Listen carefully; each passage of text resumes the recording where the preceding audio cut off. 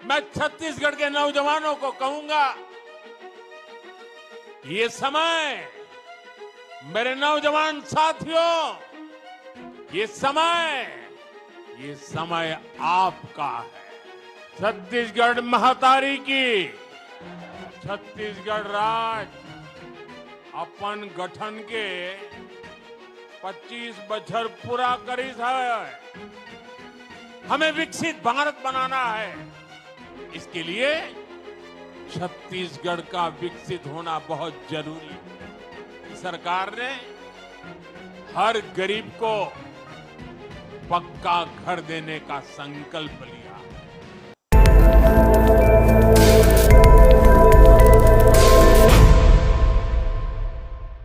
भारत माता की, माई दंतेश्वरी की, मां महामाया की, मां बमलेश्वरी की, छत्तीसगढ़ महातारी की।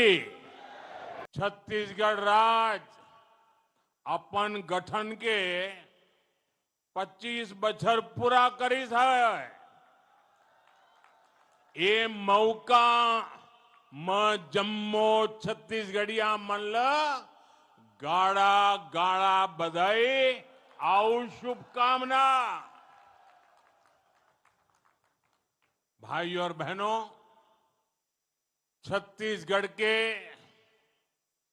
रजत जयंती समारोह में छत्तीसगढ़िया भाई बहनों के साथ साथ सहभागी बनना मेरे लिए सौभाग्य की बात है। आप सब भली भांति जानते हैं, मैंने भारतीय जनता पार्टी के कार्यकर्ता के रूप में छत्तीसगढ़ राज्य गठन से पहले का दौर भी देखा है और बीते 25 साल में सफर का साक्षी भी रहा हूं। इसलिए इस गौरवशाली पल का हिस्सा बनना मेरे लिए भी अद्भुत अनुभूति है। साथियों, 25 साल की यात्रा हमने पूरी की है। 25 साल का एक कालखंड पूरा हुआ है और आज अगले 25 साल के नए युग का सूर्योदय हो रहा है। मेरा एक काम करेंगे आप लोग, सब लोग बताइए, मेरा एक काम करेंगे? अपना मोबाइल फोन निकालिए, मोबाइल फोन का फ्लैश लाइट चालू कीजिए और ये अगले 25 साल के सूर्योदय का आरंभ हो चुका है। हर एक के हाथ में जो मोबाइल है उसकी फ्लैश लाइट चालू कीजिए। देखिए, चारों तरफ मैं देख रहा हूं, आपकी हथेली में नए सपनों का सूरज उगा है। आपके हथेली में नए युग के संकल्पों की रोशनी नजर आ रही है। यही रोशनी जो आपके पुरुषार्थ से जुड़ी हुई है, जो आपके भाग्य का निर्माण करने वाली है। साथियों, 25 साल पहले अटल जी की सरकार ने आपके सपनों का छत्तीसगढ़ आपको सौंपा था। साथ ही ये संकल्प भी लिया था कि छत्तीसगढ़ विकास की नई बुलंदी छुएगा।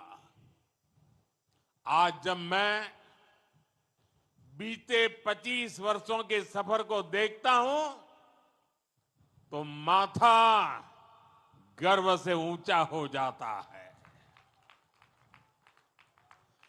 छत्तीसगढ़ के आप सभी भाई बहनों ने मिलकर अनेक उपलब्धियां हासिल की है।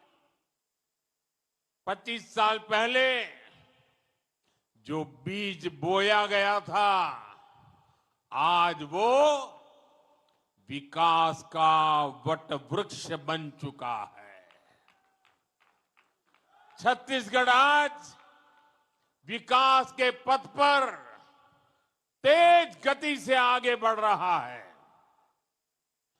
आज भी छत्तीसगढ़ को लोकतंत्र का नया मंदिर, नया विधानसभा भवन मिला। यहां आने से पहले भी मुझे आदिवासी संग्रहालय के लोकार्पण करने का अवसर मिला। इस मंच से भी लगभग 14,000 करोड़ रुपए की योजनाओं का शिलान्यास और लोकार्पण हुआ है। मैं विकास के इन सभी कार्यों के लिए आप सभी को बहुत बहुत बधाई देता हूं। साथियों, साल 2000 के बाद यहां पूरी एक पीढ़ी बदल चुकी है। आज यहां नौजवानों की एक पूरी पीढ़ी है जिसने 2000 पहले के वो पुराने दिन नहीं देखे हैं। जब छत्तीसगढ़ बना था तब गांवों तक पहुंचना मुश्किल था। उस समय बहुत सारे गांवों में सड़कों का नामो निशान तक नहीं था। अब आज छत्तीसगढ़ के गांवों में सड़कों का नेटवर्क 40,000 किलोमीटर तक पहुंचा है। बीते 11 वर्षों में छत्तीसगढ़ में नेशनल हाईवे का अभूतपूर्व विस्तार हुआ है। नए नए एक्सप्रेसवे अब छत्तीसगढ़ की नई शान बन रहे हैं। पहले रायपुर से बिलासपुर पहुंचने में कई घंटे लगते थे। अब उसका समय भी घटकर आधा ही रह गया है। आज भी यहां एक नए 4 लेन हाईवे का शिलान्यास किया गया है। ये हाईवे छत्तीसगढ़ की झारखंड से कनेक्टिविटी को और बेहतर बनाएगा। साथियों, छत्तीसगढ़ की रेल और हवाई कनेक्टिविटी के लिए भी व्यापक काम हुआ है। आज छत्तीसगढ़ में वंदे भारत जैसी तेज ट्रेनें चलती है। रायपुर, बिलासपुर और जगदलपुर जैसे शहर अब डायरेक्ट फ्लाइट से कनेक्टेड हैं। कभी छत्तीसगढ़ सिर्फ कच्चे माल के निर्यात के लिए जाना जाता था। आज छत्तीसगढ़ एक इंडस्ट्रियल स्टेट के रूप में भी नई भूमिका में सामने आ रहा है। साथियों, बीते 25 वर्षों में छत्तीसगढ़ ने जो कुछ हासिल किया है उसके लिए मैं हर मुख्यमंत्री, हर सरकार का अभिनंदन करता हूं। लेकिन बहुत बड़ा श्रेय डॉक्टर रमन सिंह जी को जाता है। उन्होंने तब छत्तीसगढ़ को नेतृत्व दिया जब राज्य के सामने अनेक चुनौतियां थी।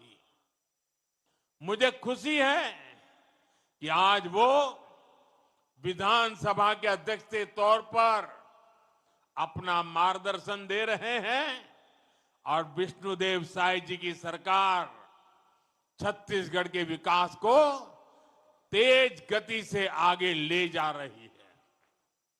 साथियों, आप मुझे भली भांति जानते हैं।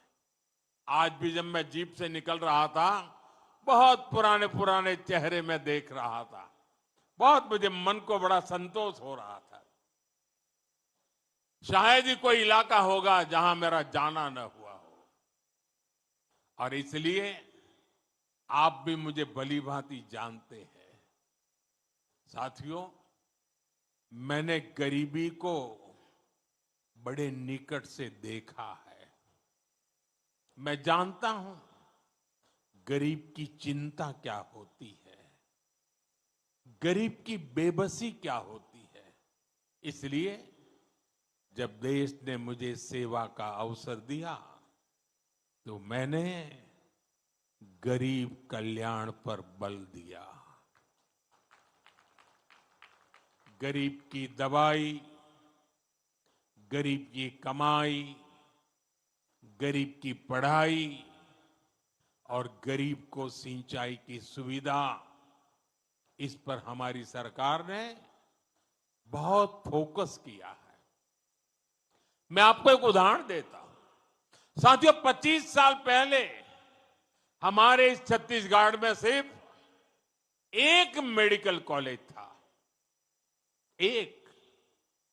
आज छत्तीसगढ़ में 14 मेडिकल कॉलेज है। हमारे रायपुर में एम्स है। मुझे याद है देश में आयुष्मान आरोग्य मंदिर बनाने का अभियान भी छत्तीसगढ़ से ही शुरू हुआ था। आज छत्तीसगढ़ में करीब 5,500 से अधिक आयुष्मान आरोग्य मंदिर है। साथियों, हमारा प्रयास है कि गरीब को सम्मान का जीवन मिले, झुग्गियों की, कच्चे घरों की जिंदगी गरीब को और निराश करती है, हताश करती है। गरीबी से लड़ने का हौसला खो बैठता है। इसलिए हमारी सरकार ने हर गरीब को पक्का घर देने का संकल्प लिया है। बीते 11 साल में 4 करोड़ गरीबों को पक्के घर दिए गए हैं।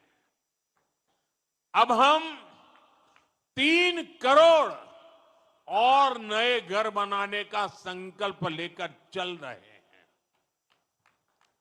आज के दिन भी एक साथ छत्तीसगढ़ में 3.5 लाख से अधिक 3.5 लाख से अधिक परिवार अपने नए घर में गृह प्रवेश कर रहे हैं।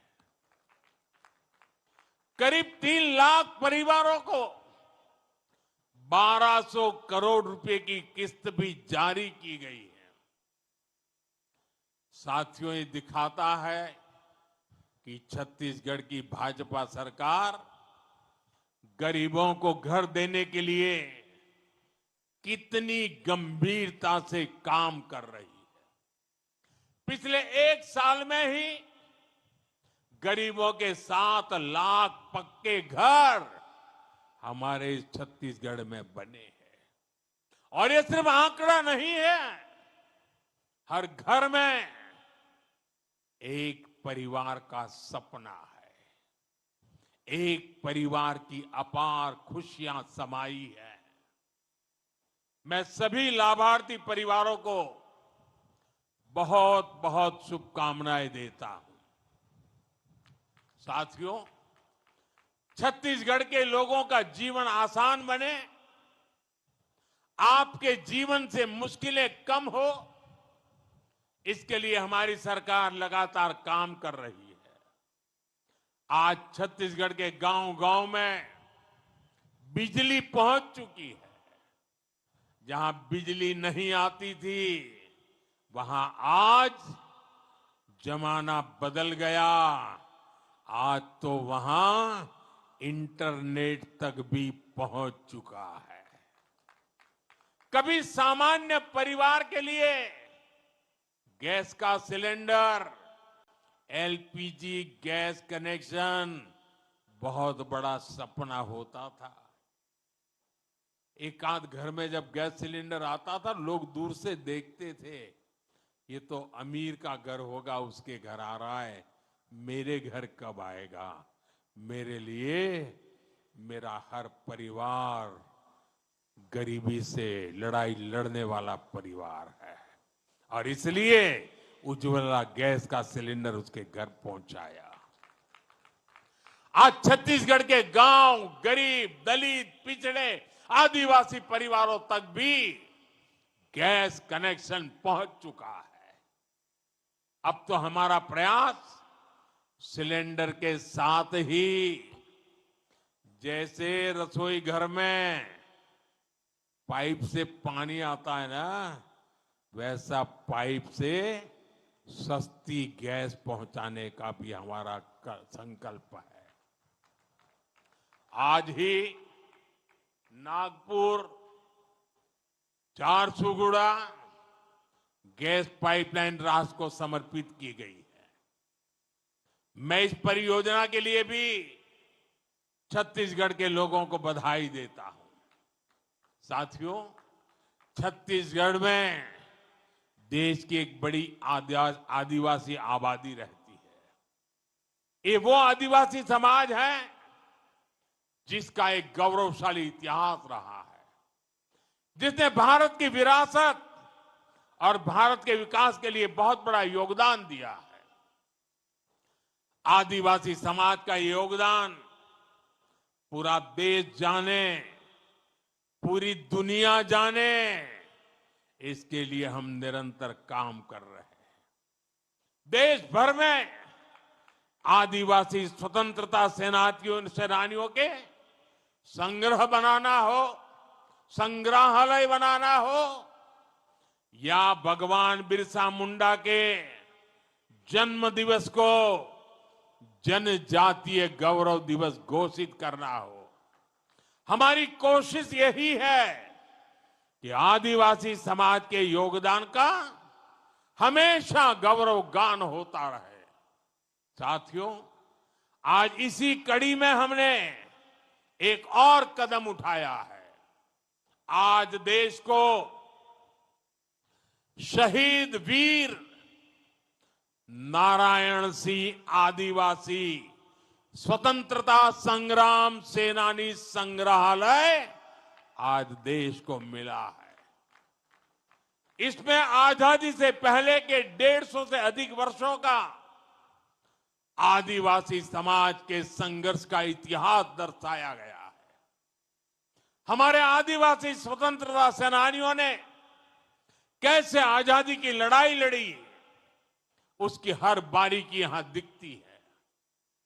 मुझे पूरा विश्वास है ये संग्रहालय आने वाली पीढ़ियों को प्रेरित करता रहेगा। साथियों, हमारी सरकार एक तरफ आदिवासी विरासत को संरक्षण दे रही है, दूसरी तरफ आदिवासियों के विकास और कल्याण पर भी जोर दे रही है।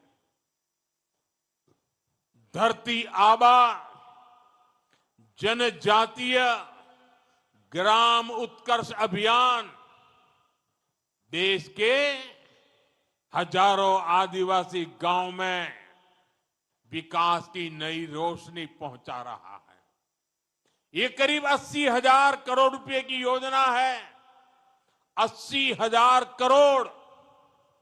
आजाद भारत में इस स्केल पर आदिवासी इलाकों में काम कभी नहीं हुआ।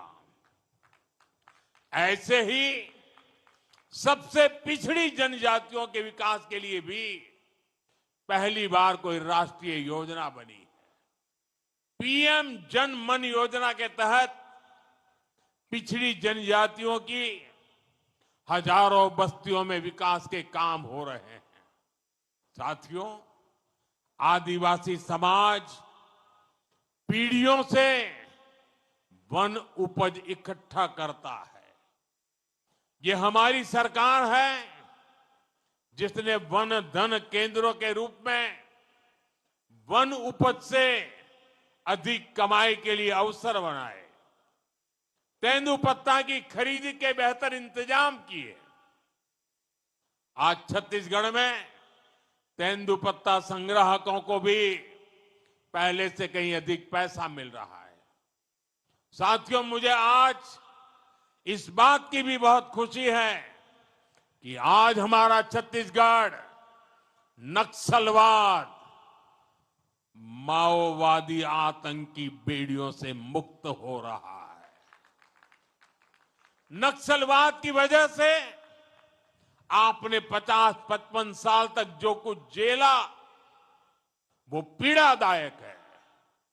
आज जो लोग संविधान की किताब का दिखावा करते हैं, जो लोग सामाजिक न्याय के नाम पर घड़ियाली आंसू बहाते हैं, उन्होंने अपने राजनीतिक स्वार्थ के लिए आपके साथ दशकों तक अन्याय किया है। साथियों, माओवादी आतंक के कारण लंबे समय तक छत्तीसगढ़ के आदिवासी इलाके सड़कों से वंचित रहे,